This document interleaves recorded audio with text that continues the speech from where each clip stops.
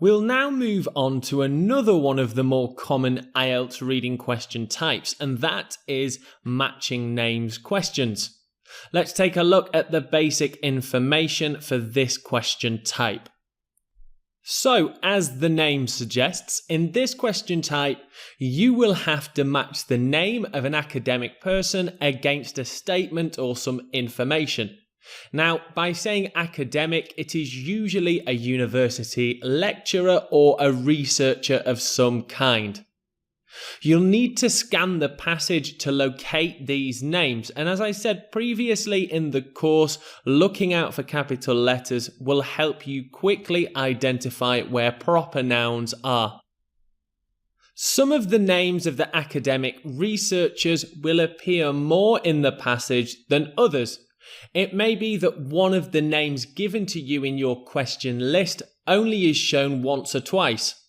That means that it will be easier to locate information for the name that appears less, whereas the name that appears often will be difficult to pair with the statement, as you'll have to read through more information.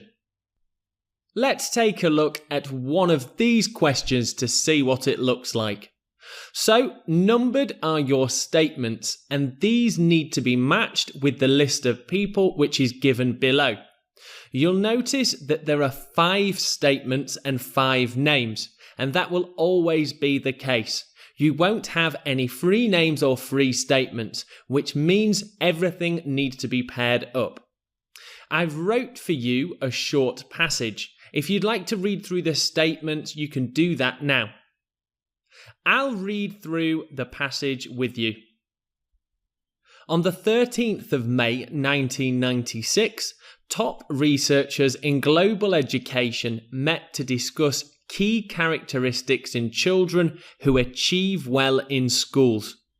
Elshout, a famous researcher from Norway, suggested that help given from a close family network was a major factor in gifted children's progress.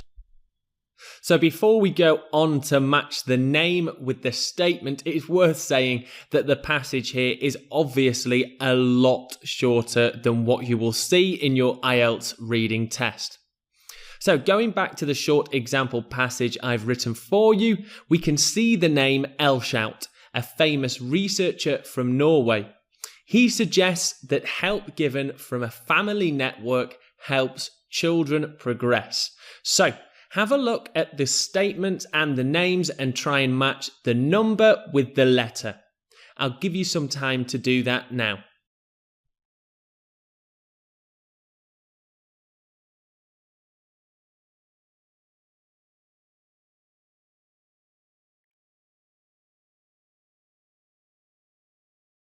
Okay, so if you need any more time, then please pause the video now. I'm going to highlight the key words in the number, which is 21. And of course, that matches with C, which is Elshout.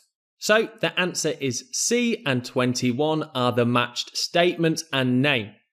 Now, as you would do, as I've often said in your strategies, you can underline key words both in the statements, your questions, and the passage.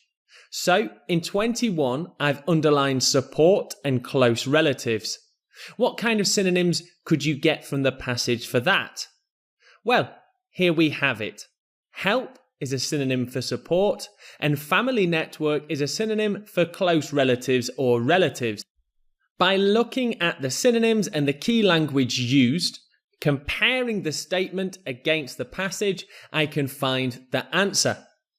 Let's have a look at the strategy for matching names questions. As always, identify the question type. Read the statements fairly quickly. Underline names in the statements and the passage.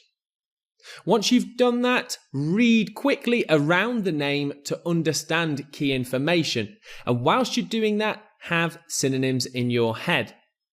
Return to the statements and check if the information matches the passages. Once you've done that, return back to the statements and the passage and eliminate from the easiest to the hardest.